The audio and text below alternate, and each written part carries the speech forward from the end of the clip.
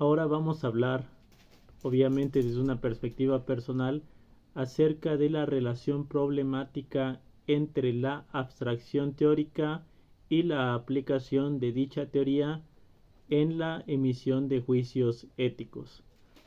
La ética, ya se ha mencionado en otros puntos, es aquella rama de la filosofía que se encarga de estudiar en general bueno, eh, lo bueno y lo malo, lo correcto y lo incorrecto. Podríamos tener diferentes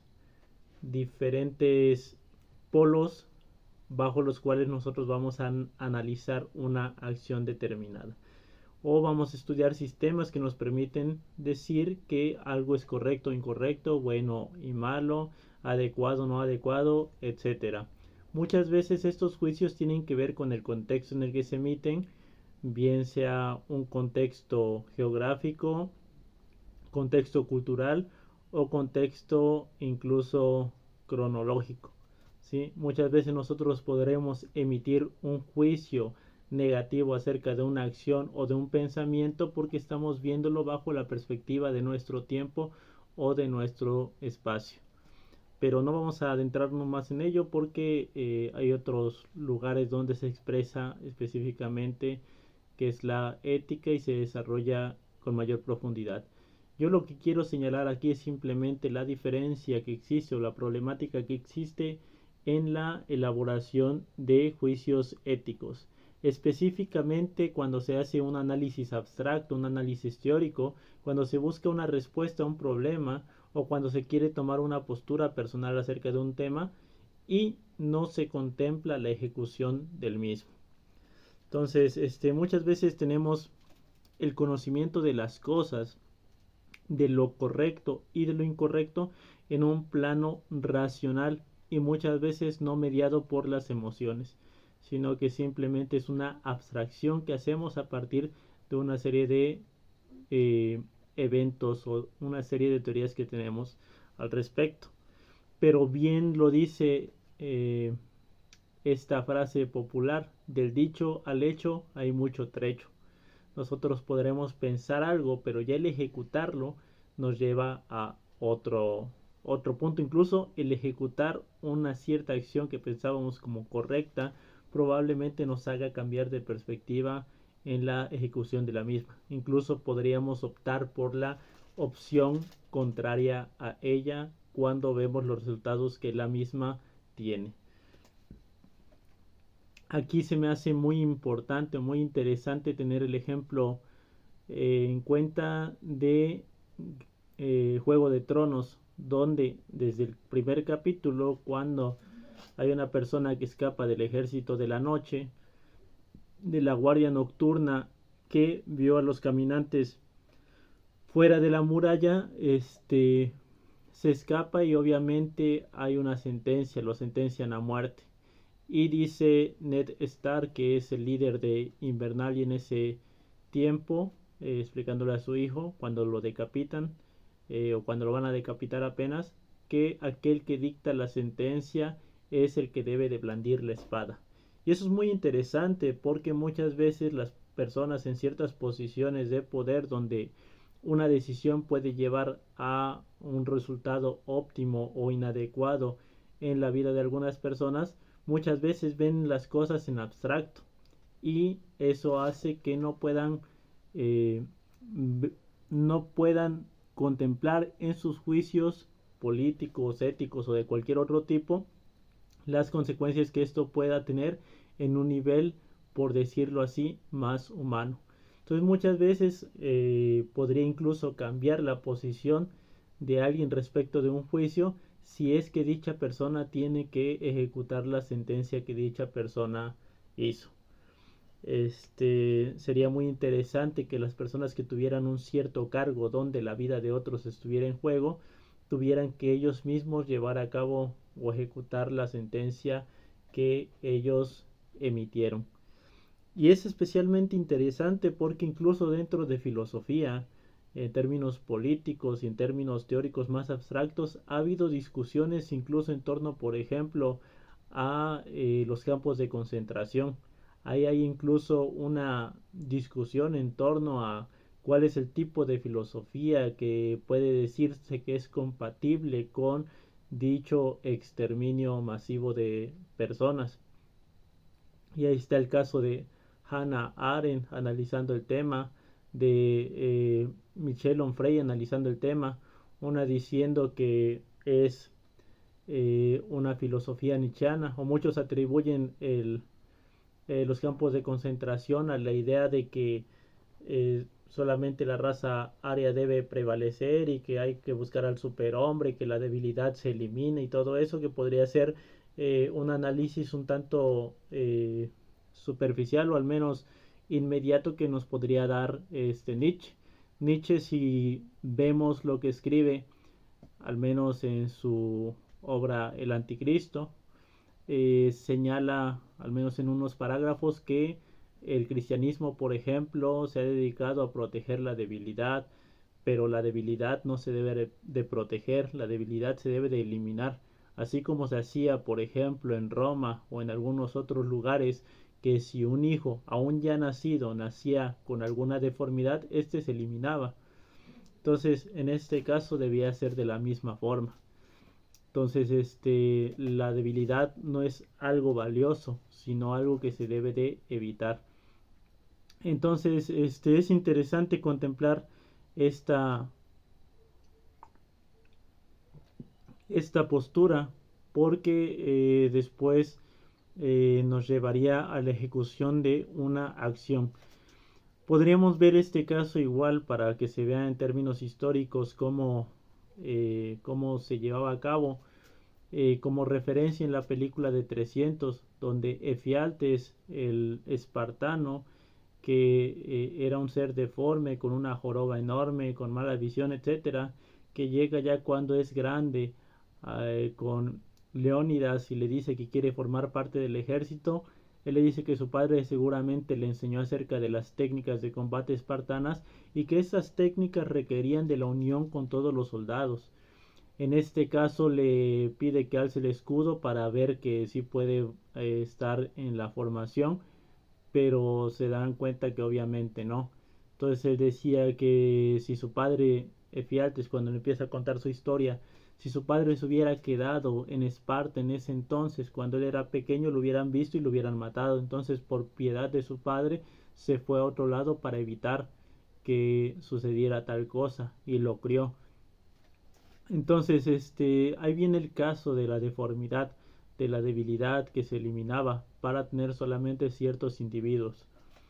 Y en muchos casos ocurría así. Si uno revisa la historia del derecho romano, que es la base incluso del derecho mexicano, nos damos cuenta que hay esos casos en los que se puede eliminar la vida.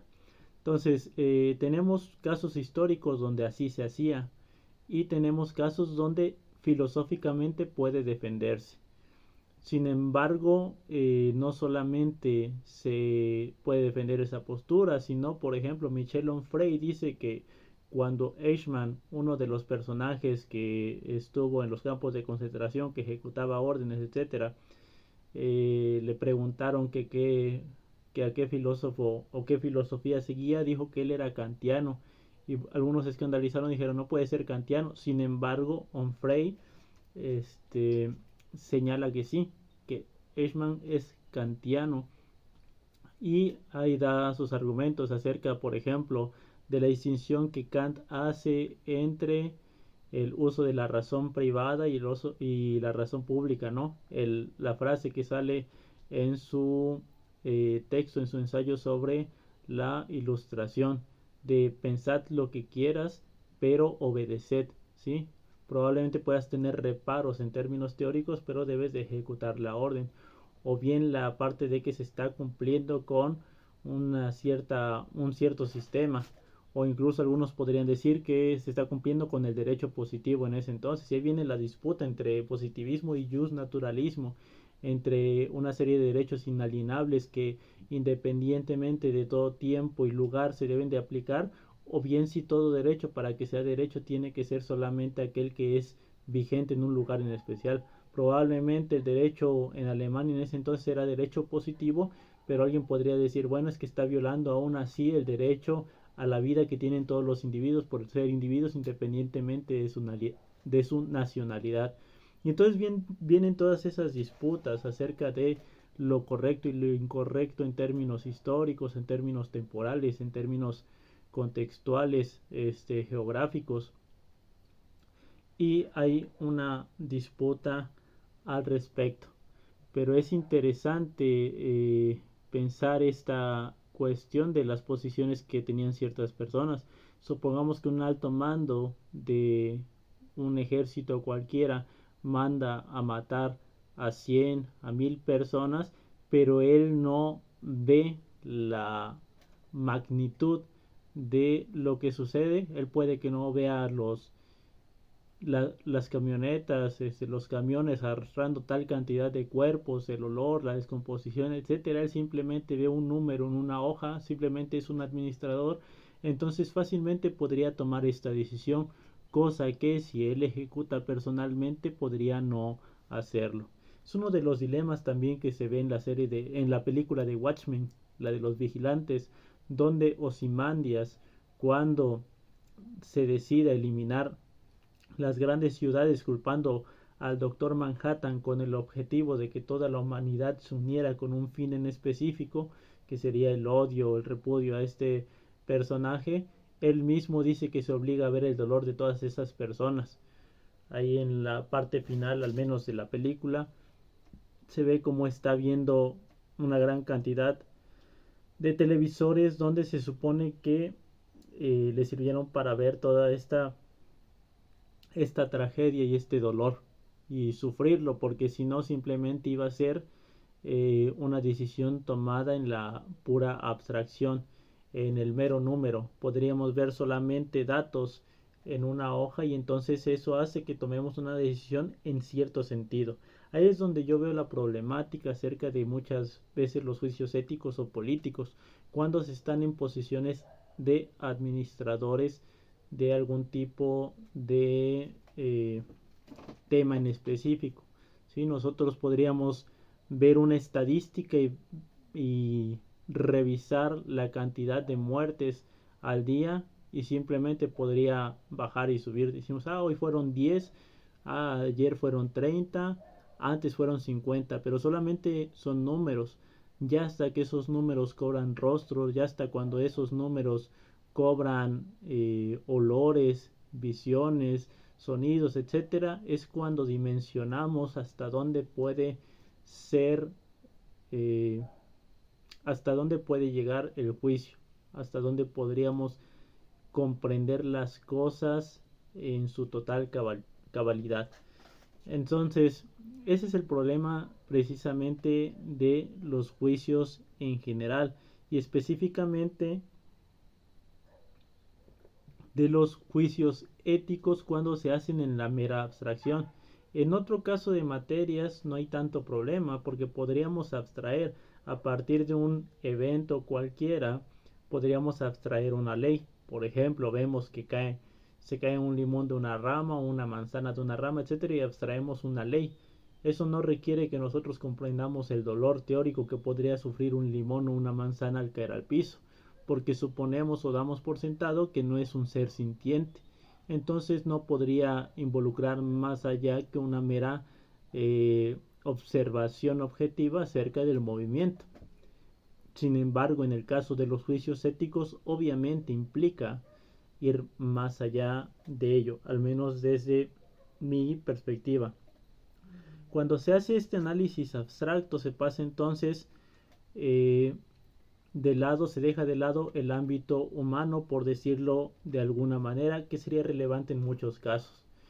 Es incluso más sugerente que la estadística acerca de muertes el tener una experiencia que te lleve a contemplar cómo es la muerte en sus sensaciones, en el olor, en la textura, en el dolor tanto físico que le ocurrió a la persona, como en el dolor emocional que deja en el vacío de las personas que se quedan sin el ser querido. Entonces, muchas veces ocurre eso. Incluso cuando se ve a través de una pantalla, que hasta podría ser como el chiste de las personas que les gusta el gore, alguien lo pondría como, bueno, solamente es gracioso cuando le pasan a los demás. Si a esa persona le gusta ver, probablemente después se golpee el pie en la base de su cama y llore y se moleste, y algo que podría ser una nimiedad podría cobrar eh, la mayor significancia existencial en su vida, a pesar de que puede que haya visto una gran cantidad de muertes, de asesinatos, de torturas a lo largo de su vida. ¿Por qué? Porque ese dolor ahora le toca personalmente a él o a ella. Entonces, puede que sea más relevante una experiencia inmediata, una experiencia que tenga que ver con el tema que se está juzgando, que el hecho de conocer un número. Y esto se puede ver en distintos casos. Por ejemplo, supongamos que alguien está en esta posición teórica de poder y puede decir, bueno, sí, que mueran tantas personas, pero si eso te implica matarlos a ti, probablemente tu juicio cambiaría, porque ahora estás viendo lo que causa. Esto es interesante verlo, al menos en términos superficiales, al inicio de la película de Iron Man, donde Tony Stark se supone que desarrollaba armamento militar y lo veía en abstracto, mejorando tecnologías que pudieran acertar de mejor forma al objetivo, destruyendo en mayor cantidad, buscando la eficiencia, etcétera. Pero no es sino hasta que en una demostración es asaltado por un grupo terrorista y después le cae la metralla o explota el arma cerca de él y entra metralla que va viajando hacia su corazón y ve a personas morir, cuando viene esta crisis existencial. Y él mismo lo dice posteriormente, de es que vi a gente morir con las mismas armas que yo creé para salvarlos. Entonces viene esta problemática. En abstracto es muy... en abstracto es incluso independiente de un juicio ético. Lo que se busca es simplemente eficiencia. Se busca la mejor forma en que el viento, por ejemplo, no interfiera en la trayectoria de un misil, pero ya en la observación, el dolor que causa el hecho de que dicho misil sea eficiente es demasiado grande. Entonces, cambia la perspectiva según desde donde se esté observando el hecho que se quiere juzgar. Entonces, no se podría dimensionar con total con complejidad el fenómeno que se está observando. Por ejemplo, alguien más podría decir, bueno, es que yo podría defender a mi familia, y si los tengo que matar a un montón de gente, si tengo que hacer esto o aquello, entonces lo voy a hacer. Pero probablemente eso lo está diciendo a través del calor de una emoción. Tenemos tanto el aspecto abstracto independientemente por completo de la emoción, hasta el polo donde es la emoción la que predomina el juicio. Y entonces nosotros decimos algo, pensamos algo en el calor de un momento determinado. Entonces decimos, sí, hay que matarlos a todos. Supongamos una pandilla, llega una pandilla rival, los golpea y entonces dice, sí, ahora hay que matarlos a todos. Hace un juicio al calor del momento donde hubo una riña que quizá fue pequeña, pero se sintió una ofensa enorme y entonces se emite un juicio demasiado grande. Y son los problemas que tienen que ver precisamente con las decisiones inmediatas, ¿no? ¿Qué es lo que se hace ante la ira, ante el dolor, ante la tristeza? Probablemente a alguien le ocurra una situación negativa y lo que hace es golpear a todos los que están a su alrededor, pero alguien más sabe cómo va a reaccionar o sabe qué consecuencias puede tener eso, y entonces cuando ocurre algo negativo simplemente se retira para que la emoción se disperse, o bien usa estrategias donde dicha molestia, dicha ira se ve encaminada. Entonces tenemos el caso donde se emiten estos juicios, tanto abstractos como emocionales, pero no es sino hasta el momento donde obviamente y en muchos casos se esperaría que no se llegue hasta ese punto, donde se ven enfrentados las personas a dicho contexto, donde el análisis o la percepción previa no alcanza a ser la que toma la decisión, ¿sí? En el momento alguien puede encontrarse a la persona que golpeó a alguien de su familia y en el momento simplemente todo el coraje, toda la ira simplemente se dispersa o hace que la persona se paralice o en realidad la persona empieza a ver cómo causa daño y ya no quiera seguirlo haciendo. Supongamos que alguien se lleva a otra persona y lo empieza a golpear y se da cuenta lo que el dolor causa en el cuerpo de la otra persona. Entonces ya es hasta el momento en el que se tiene que ejecutar la acción donde viene esta problemática entre el juicio previo y la acción posterior al juicio. Entonces es uno de los problemas que presenta precisamente el poder hacer un juicio ético respecto de un tema determinado. Otro ejemplo, supongamos el caso de los gatos. Los gatos están enlistados dentro de las 100 especies invasoras en el mundo. Son muy efectivos cazadores. Si están sueltos, por lo común matan a la fauna local, matan a las aves, matan a las lagartijas o cualquier otro tipo de animales que les sirven para alimento. E incluso muchas veces por su instinto simplemente puede ser como una función lúdica para ejercitar sus armas de cazador, pero probablemente no para no con el objetivo de consumir. Entonces tenemos a los gatos como ese tipo de especies invasoras. Y supongamos que alguien en una posición de poder emite el juicio de que hay que destruir a todos los gatos que se encuentren en la calle. Sin embargo, dicha persona puede que lo esté tomando en abstracto, sin considerar los sentimientos que podría tener, y de repente cuando va por la calle y ve que un gato se le queda viendo y cómo se le empieza a repegar en el pantalón, cómo se acerca a dicha persona y lo acaricia y alza la cola y se le queda viendo y le maulla, etcétera. Y entonces ese juicio, que en un principio era un juicio completamente abstracto y incluso un juicio que podría no ser cuestionado, en ese momento se ve enfrentado también a una realidad que no consideraba, a la cuestión del criterio estético que muchas veces tenemos que ver, que tiene que ver con la ética. Es un tema interesante aparte, donde se señala, por ejemplo, que nosotros fácilmente podríamos eliminar una cucaracha, pero nos costaría más trabajo eliminar a una mariposa, porque la moral tiene criterios estéticos también, o porque los gatos en este caso nos representan un animal de compañía, a un animal dócil, al menos con el ser humano, y no se ve su letalidad con respecto a otros animales, etcétera. No estoy diciendo que se tengan que eliminar, obviamente es un ejercicio mental simplemente para ver cuáles son la serie de problemas que podría tener el emitir un juicio ético al respecto, o el estar en una posición de poder y decidir acciones que impliquen necesariamente una consecuencia para otros seres vivos. Se dio en el caso de los circos, por ejemplo. En los circos obviamente había maltrato animal, obviamente a los, por ejemplo, a los elefantes podrían quitarle los cuernos, incluso para su venta como marfil, podrían darles latigazos, podrían tener a los animales mal comidos, etcétera. Sin embargo, se emite en su tiempo una ley para no tener animales en circos. Habría que ver cómo se va a ejecutar dicha ley. ¿Por qué? Porque si en el momento en el que dicha ley se hace simplemente se dice eso, pues entonces ¿qué toca? Probablemente sacrificar a los animales y ya.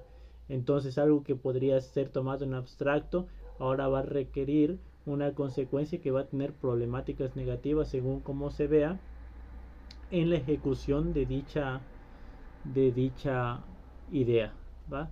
Entonces, tenemos esas problemáticas que van más allá de un juicio meramente abstracto, numérico, que considere variables sin considerar ya el ámbito inmediato, la experiencia del dolor, la experiencia de las emociones, la experiencia de las sensaciones en el cuerpo. Entonces, tenemos eso. Pongamos por ejemplo en el caso de la filosofía. En la historia de la filosofía, René Descartes planteaba, por ejemplo, que los animales eran como máquinas. Como pensamiento abstracto, es muy interesante porque nosotros podríamos aceptar eso.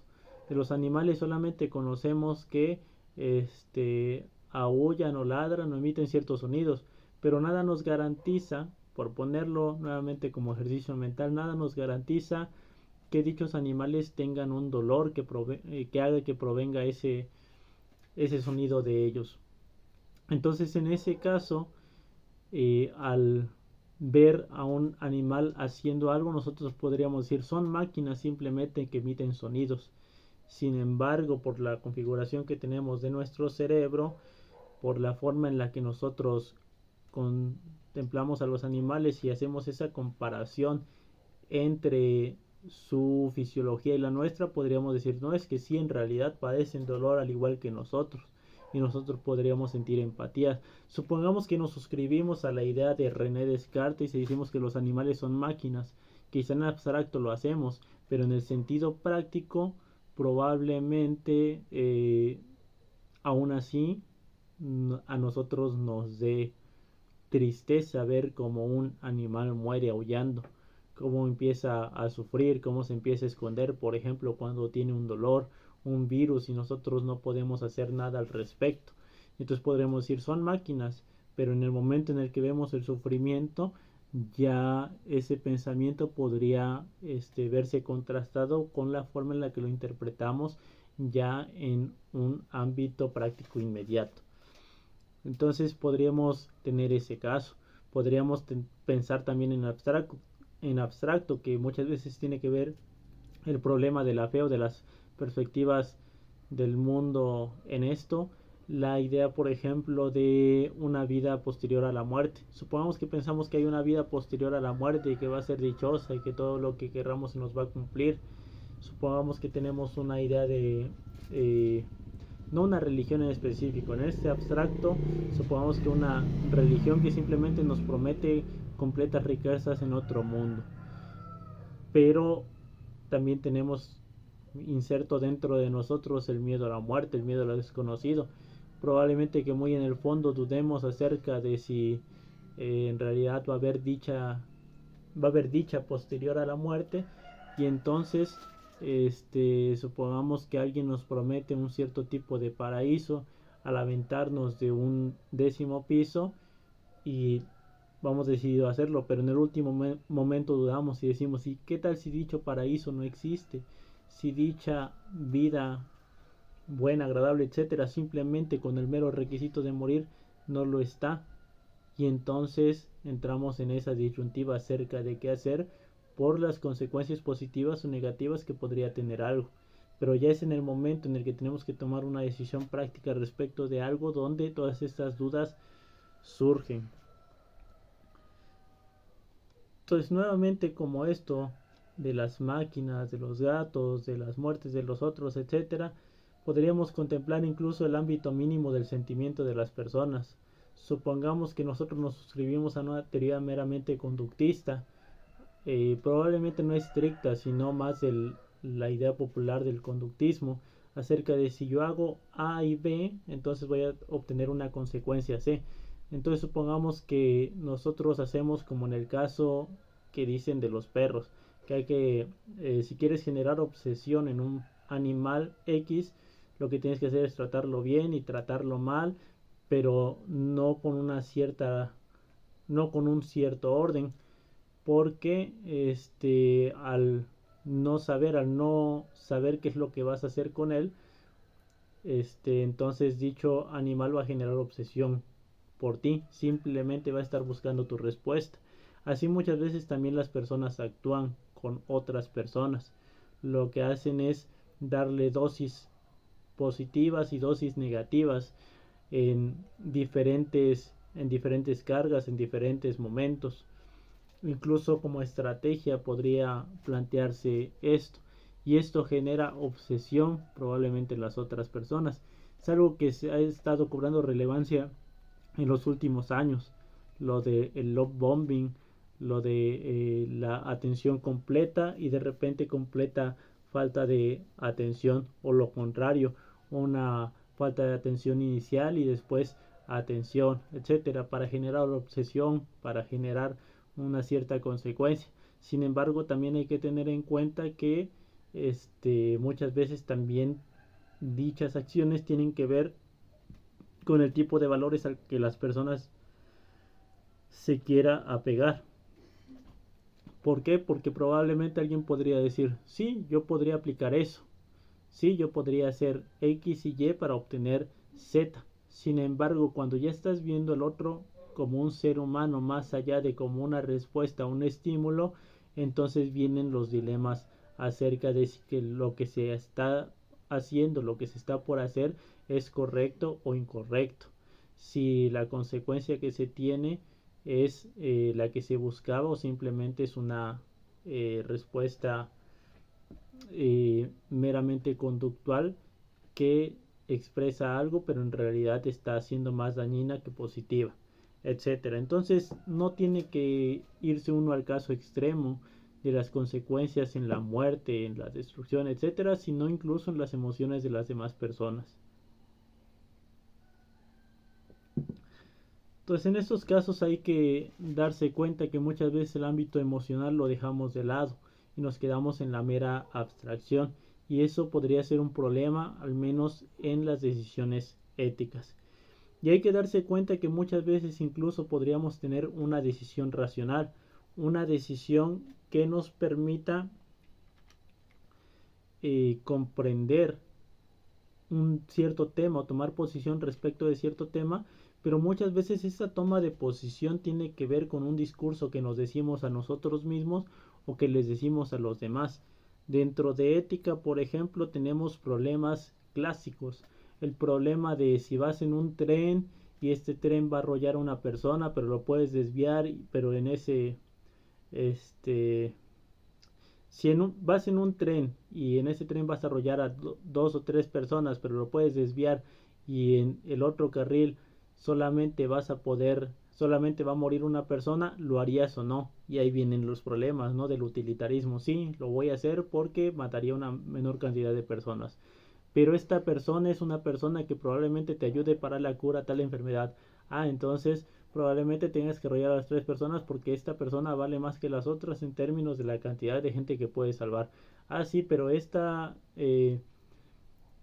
dentro de estas tres personas está alguien muy querido tuyo, es un primo, prima, padre, madre, etcétera. Ah, entonces probablemente siga matando a la única persona que va a curar a todos porque quiero salvar a mi familiar, o lo contrario, no, incluso a pesar de ello mi familiar moriría porque es más importante el número de personas salvadas que el hecho de que tenga una relación filial con la persona. Y empezamos a hacer todo este tipo de juicios o resolver estos problemas clásicos, ¿no? O en términos de religiosos, el problema de la barca. Si estás en una barca con una gran cantidad de personas, o vas en un barco con una gran cantidad de personas y este barco se empieza a hundir y solamente hay una barca, eh, y esa barca solamente puede llevar a una persona para llegar hasta tierra, ¿a quién subirías? Y entonces te ponen en un grupo de personas y probablemente en la discusión o en el análisis alguien podría decir, bueno, que se salve tal persona porque es la más pequeña, y todos dicen, sí, exactamente, tal persona es más pequeña, va a tener más años, va a poder hacer más cosas. Nosotros ya vivimos. Y entonces probablemente demos una respuesta comunitaria, una respuesta dialogada, pero no la respuesta real que pensamos de dicho tema. Entonces muchas veces los problemas éticos o de posicionamiento acerca de ciertos temas van por ese lado. Muchas veces la respuesta es comunitaria, es dialogada, es meramente racional, es una toma de postura, pero probablemente se presente el problema del instinto. Muchas veces cuando ya nos presentamos ante esta situación, no es el sistema racional, no es el sistema lento del cual van a hablar, por ejemplo, en pensar rápido, pensar despacio, no es el sistema lento, el sistema que analiza, el sistema que responde con lógica, el que va a actuar. Probablemente va a responder el sistema del instinto, va a responder el sistema que contiene los sesgos, el que busca la rapidez, el que busca la supervivencia. Y entonces en ese caso, obviamente quizás estuvimos con ese grupo de personas, dijimos que tal individuo es el que queríamos que se salvara porque tiene más posibilidades de vivir una vida mejor que la de nosotros, pero en el momento en el que nos tocara estar en esa circunstancia, quizá empujamos a todos y nos subimos a la barca. Quizá somos como ese personaje de Titanic, el esposo, donde ya se va a hundir el barco y solamente suben a mujeres y niños y él se sube a esa barca para salvarse. Entonces quizá hagamos eso, porque también hay instintos que luchan con nuestra perspectiva teórica acerca del mundo. Está el instinto de lucha o huida. Probablemente nosotros nos creamos pacíficos y en el momento en el que estemos en una situación donde requiera utilizarse la fuerza, lo que hacemos es golpear a la persona, enterrarle una navaja o algo para poder salir con bien de esa situación. O bien nos paralizamos o bien salimos corriendo. Habría que ver el caso específico donde estamos llevando a cabo la acción para ver si es en verdad lo que pensamos, lo que ejecutamos. Y el instinto de preservar la vida, como dije en esta situación de la barca o en otras situaciones, quizá nosotros pensamos que somos magnánimos, que somos misericordiosos, que tenemos en alta estima al prójimo o los demás, pero en el momento en el que eh, requerimos hacer algo para salvar nuestra vida, quizá lo hagamos aún siendo egoístas, porque lo que busca el instinto también es preservar la vida.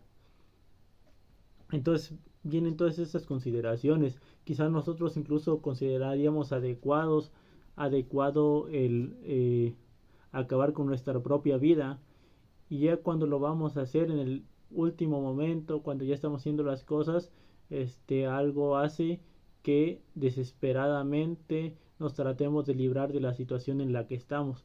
Quizá no somos nosotros en términos racionales, quizá es otra cosa que hace que nosotros querramos seguir viviendo, pero es una parte más instintiva, más inmediata del cuerpo que este análisis ya mediado por la racionalidad y la mera abstracción. Entonces tenemos esos problemas y esos cuestionamientos en torno a la emisión de juicios en general y en particular de los juicios éticos, donde no solamente es el número, donde no solamente es la estadística o las consecuencias que una acción pueda tener, lo que nos causa una cierta, lo que nos lleva a concluir una determinada situación, sino que también hay que contemplar elementos relevantes a las diferentes situaciones en las que nosotros estamos emitiendo dichos juicios. Entonces ahí está más o menos la problemática que se puede intuir y que yo puedo al menos intuir respecto de estos juicios, que obviamente ante ello ha habido una multitud de respuestas.